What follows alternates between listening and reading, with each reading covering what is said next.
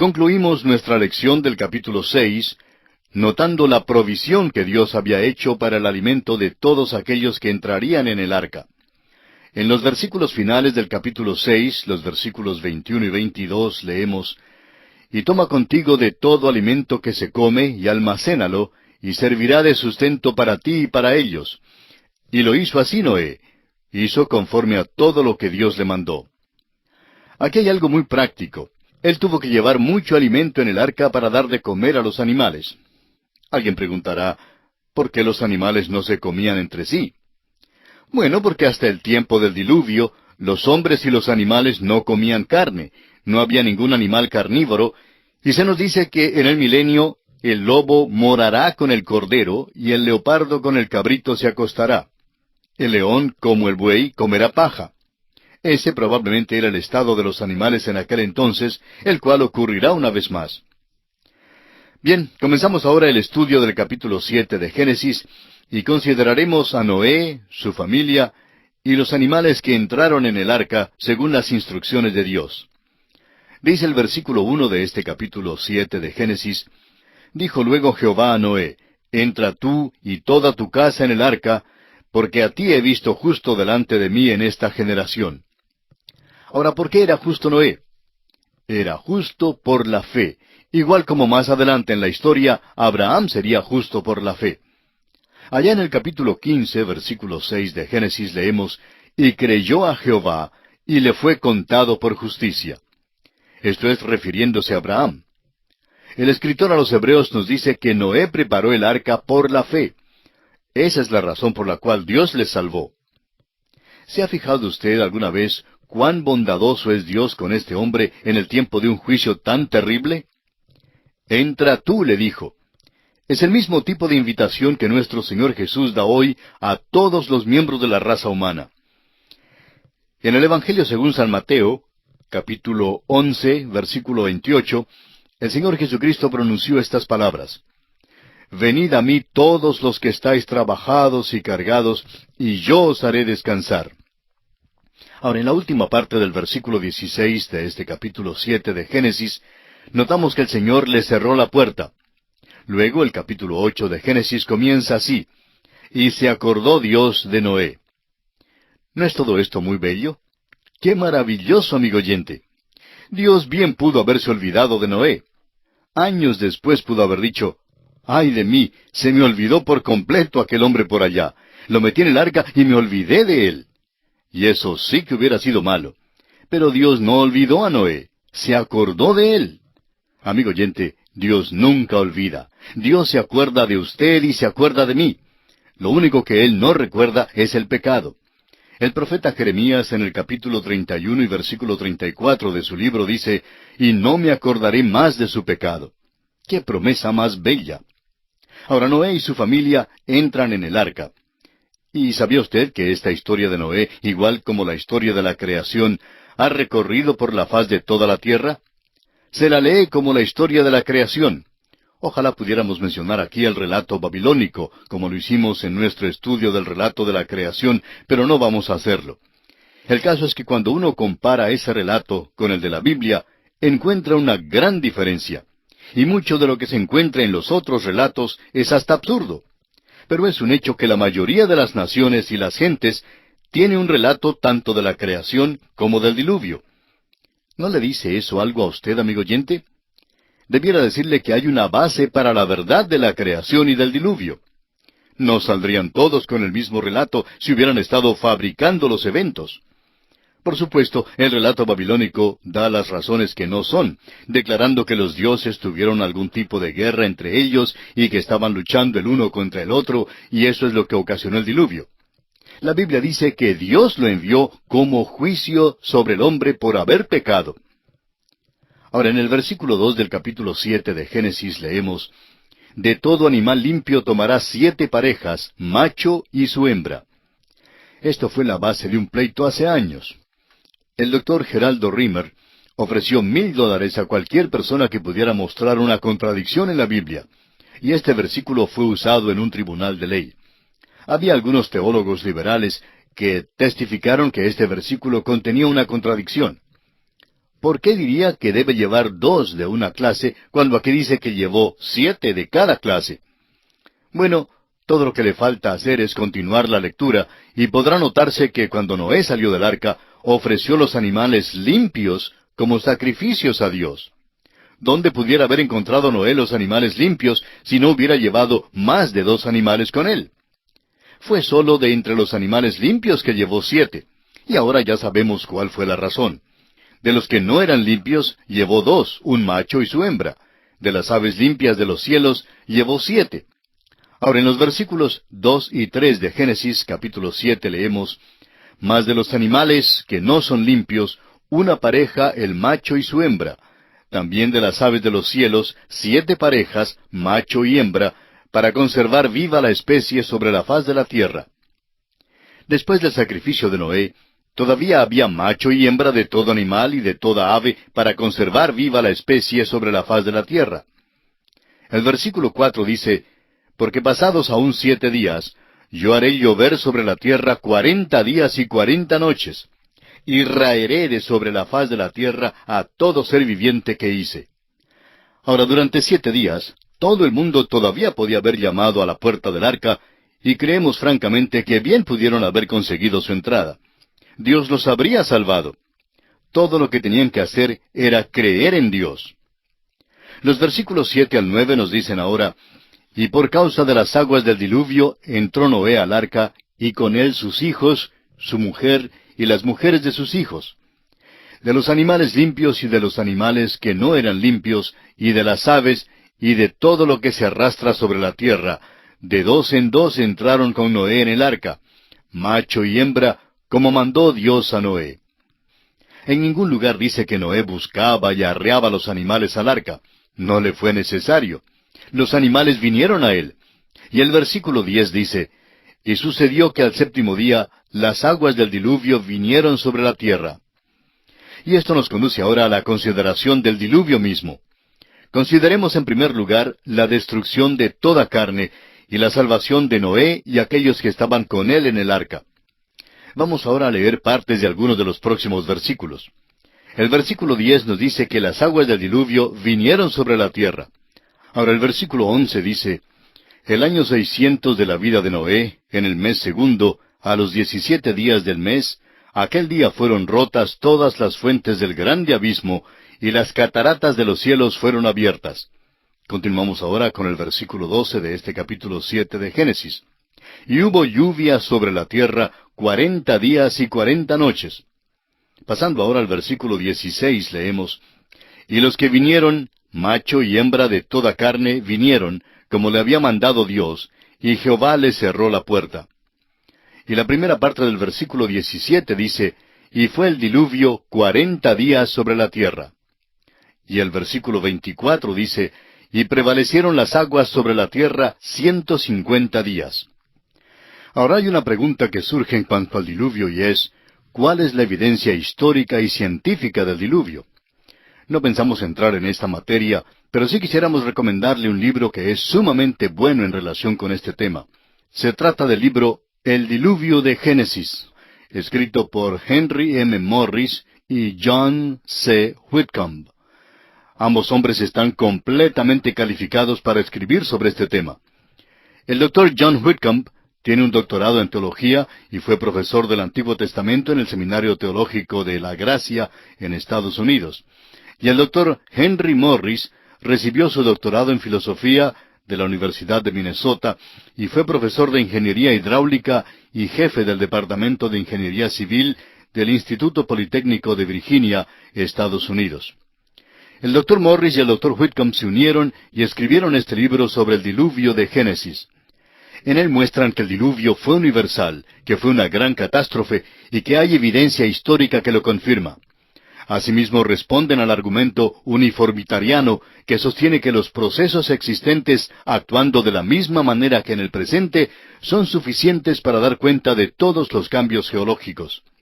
Esta es una de las muchas teorías que han sido promovidas para descartar las evidencias geológicas del diluvio universal. Pero permítanos decirle, amigo oyente, que hay una abundancia de evidencia para el diluvio, y este libro responde a mucho de este asunto. Ahora hay libros que han salido de la imprenta, escritos por hombres que consideramos pseudointelectuales, o sea, intelectuales falsos y falsos teólogos también. Algunos de ellos dicen que el diluvio fue local, es decir, aseguran que se limitó al valle de los ríos Tigris y Éufrates, y que formó algo así como una grande piscina por allá, pero que eso fue todo. Amigo oyente, la Escritura expresa con toda claridad que el diluvio cubrió toda la tierra. El libro ya mencionado ciertamente verifica lo que dice la Biblia. La familia humana había poblado la tierra. Los hombres y los animales habían llegado ya a los demás continentes del mundo. Pero el hecho, según la Biblia, es que la familia humana comenzó de nuevo con Noé. Eso es lo que dice la palabra de Dios. Y amigo oyente, uno o acepta la Biblia o la rechaza. Concluir por hipótesis que los eventos pudieron haber sucedido de otra manera es en esencia rechazar lo que dice Dios. La Biblia expresa con claridad que hubo un diluvio universal. Los versículos 23 y 24 de este capítulo 7 de Génesis dicen: Así fue destruido todo ser que vivía sobre la faz de la tierra, desde el hombre hasta la bestia, los reptiles y las aves del cielo. Y fueron raídos de la tierra, y quedó solamente Noé y los que con él estaban en el arca. Y prevalecieron las aguas sobre la tierra 150 días. Quienes argumentan en contra de un diluvio universal, por lo general aceptan el principio uniformitariano, y sostienen el punto de vista de que no había tal cosa como una gran convulsión o catástrofe como el diluvio. Pero ¿sabe usted, amigo oyente, que el apóstol Pedro nos amonesta contra los que piensan de ese modo? Dice el apóstol Pedro en su segunda carta, capítulo 3, versículos 3 al 6, lo siguiente: Sabiendo primero esto, que en los postreros días vendrán burladores, andando según sus propias concupiscencias, y diciendo: ¿Dónde está la promesa de su advenimiento?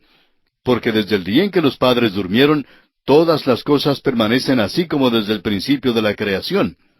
Estos ignoran voluntariamente que en el tiempo antiguo fueron hechos por la palabra de Dios los cielos y también la tierra, que proviene del agua, y por el agua subsiste, por lo cual el mundo de entonces pereció anegado en agua. Los burladores siempre han concordado con el principio uniformitariano, pero no pueden mantener ese punto de vista y a la vez aceptar la integridad de la palabra de Dios. Es pues muy importante que entendamos esto. Y así concluimos nuestra consideración del capítulo 7 de Génesis. Y nos encontramos ahora ante el capítulo 8. Y notaremos que las lluvias se detienen, se retiran las aguas, y el arca reposa sobre el monte Ararat. El final del capítulo 7 nos dijo que prevalecieron las aguas sobre la tierra 150 días. Ese es un período que abarca unos 5 meses en los cuales prevalecieron las aguas. Ahora, en el capítulo 8 vemos que las aguas disminuyeron. Del versículo 1 hasta el 3 leemos: Y se acordó Dios de Noé y de todos los animales, y de todas las bestias que estaban con él en el arca. E hizo pasar Dios un viento sobre la tierra, y disminuyeron las aguas. Y se cerraron las fuentes del abismo, y las cataratas de los cielos, y la lluvia de los cielos fue detenida. Y las aguas decrecían gradualmente de sobre la tierra, y se retiraron las aguas al cabo de 150 días. Es maravilloso de veras que Dios se acordara de Noé. Noé estaba perfectamente seguro en el arca. Este capítulo no solo nos relata de la subida del diluvio, sino también de cómo prevaleció el diluvio y de la mitigación de él. Nos dice que Dios hizo que pasara un viento sobre la tierra. Ahora, todo esto no sucedió de la noche a la mañana. La subida de las aguas llevó un total de 150 días, como ya lo hemos leído. Luego pasan 261 días en la mitigación del diluvio. Nos parece que fue algo más que simplemente un diluvio local. Notemos ahora el envío del cuervo y la paloma. El versículo 4 dice: Y reposó el arca en el mes séptimo, a los 17 días del mes, sobre los montes de Ararat. Y el versículo 5 continúa diciendo: Y las aguas fueron decreciendo hasta el mes 10. En el 10, al primero del mes, se descubrieron las cimas de los montes. Ahora el versículo 6 dice: Sucedió que al cabo de 40 días abrió Noé la ventana del arca que había hecho. El versículo 7 dice: Y envió un cuervo, el cual salió y estuvo yendo y volviendo hasta que las aguas se secaron sobre la tierra. Notamos aquí que Noé se convierte ahora en observador de los pájaros. Envía dos aves, el cuervo y la paloma, y las va a observar. Continuamos la lectura del versículo 8 hasta el 13, y dice, envió también de sí una paloma, para ver si las aguas se habían retirado de sobre la faz de la tierra. Y no halló la paloma dónde sentar la planta de su pie, y volvió a él, al arca, porque las aguas estaban aún sobre la faz de toda la tierra. Entonces él extendió su mano, y tomándola, la hizo entrar consigo en el arca. Esperó aún otros 7 días, y volvió a enviar la paloma fuera del arca. Y la paloma volvió a él a la hora de la tarde, y he aquí que traía una hoja de olivo en el pico, y entendió Noé que las aguas se habían retirado de sobre la tierra. Y esperó aún otros 7 días, y envió la paloma, la cual no volvió ya más a él. Y sucedió que en el año 601 de Noé, en el mes primero, el día primero del mes, las aguas se secaron sobre la tierra. Y quitó Noé la cubierta del arca y miró, y he aquí que la faz de la tierra estaba seca. Ahora notemos que esto abarca un período de 261 días, y por tanto el diluvio duró un total de 371 días, es decir, se prolongó por más de un año. También concuerda con la declaración de la Escritura que afirma que el diluvio fue universal. No se trataba únicamente de llenar una piscina con agua, ciertamente fue más que eso. El doctor J. E. Shelley sostiene la tesis de que el diluvio fue universal y que cubrió toda la tierra. Y quisiéramos leer una cita de él tocante al ejemplo más notable del diluvio universal en el caso de los mamíferos. Dice él, estos elefantes se encuentran enterrados en los depósitos congelados de la tundra de Siberia, y por todo lo largo del continente de Asia, y en el norte de Alaska, y en el Canadá. Se encuentran en gran número en el suelo elevado, y no están hundidos en el pantano millones de ellos. Sigue contando acerca de ellos, cómo es que fueron examinados, y cómo la evidencia indica que fueron ahogados. Si es que meramente se hubieran hundido allá arriba, hubieran muerto de hambre. Pero entre más al norte vaya uno, más se encuentran. El suelo de las islas del Mar Blanco, dentro del círculo ártico, se compone mayormente de sus huesos, juntos con los del tigre del tipo dentado de sable, del alce gigante, del oso de caverna, del buey almizcleño, de troncos de árboles, y de los que han echado raíces en la tierra. Hoy no existe ningún árbol en aquellas regiones. Los más cercanos quedan a miles de kilómetros de distancia. El mamut no podía comer de la vegetación achaparrada que crece en esta región. La autopsia revela la presencia en sus estómagos de su última comida, que fue pino y ramas de plantas espineras. Estos mamuts fueron sepultados vivos en los depósitos cuando el sedimento estaba blando. Ellos y el sedimento de repente fueron congelados y nunca han sido descongelados porque no muestran ninguna señal de descomposición. El Dr. Shelley cuenta de cómo el marfil del mamut ha sido vendido en los muelles de Londres por más de 1000 años. El Museo de Historia Natural compró la cabeza y la presa de un mamut en una tienda de marfil en el muelle de Londres. La cabeza estaba perfectamente preservada y estaba cubierta de su piel original. Los exploradores han salvado sus vidas comiendo de la carne de estos animales que han sido conservados en frigoríficos por unos 4600 años. Amigo oyente, si se desea tener evidencia del diluvio y de un diluvio universal, hay abundante evidencia si estamos dispuestos a aceptarla. Quisiéramos ahora señalar una gran verdad espiritual que tenemos aquí en este relato del cuervo y la paloma. Pero en primer lugar, mencionaremos que la paloma volvió y trajo un poquito de follaje, una hoja de olivo en el pico. No entendemos por qué la hoja de olivo siempre ha sido el símbolo de la paz, pero así es. Cuando volvió la paloma, después de haberse ido, sirvió de señal de que el juicio había ya pasado y que se podía regresar a la tierra. Hay una paz en este regreso, pero vemos que aún el hombre que sale a la tierra es el mismo tipo de hombre que entró en el arca. Los hijos de Noé tenían las mismas características que los primeros hombres que provocaron el diluvio. Encontramos, pues, que la raza humana no muestra un mejoramiento después del diluvio de ninguna manera. Vamos a considerar la lección espiritual. Notamos que Noé se ocupa de observar los pájaros, y mandó que saliera el cuervo. El cuervo no regresó al arca. ¿Y por qué no regresó? Bueno, notemos qué es lo que come un cuervo. Un cuervo come de todo. El hecho es que había muchísimos animales muertos y mucha carne disponible después del diluvio. Y eso es lo que come un cuervo. No regresó porque después de todo iba a banquetear y se estaba gozando mucho porque era un ave inmunda. Pero la paloma, en cambio, es un ave limpia, y así se la considera más adelante en la Biblia. Usted recordará, amigo oyente, que Noé llevó tanto animales y aves limpios como aves y animales inmundos en el arca. La paloma fue como una mensajera que trajo con ella una información. Después del segundo viaje de la paloma, Noé supo que las aguas del juicio ya se habían retirado de la tierra, porque la hoja del olivo revelaba que la tierra seca ya estaba a la vista.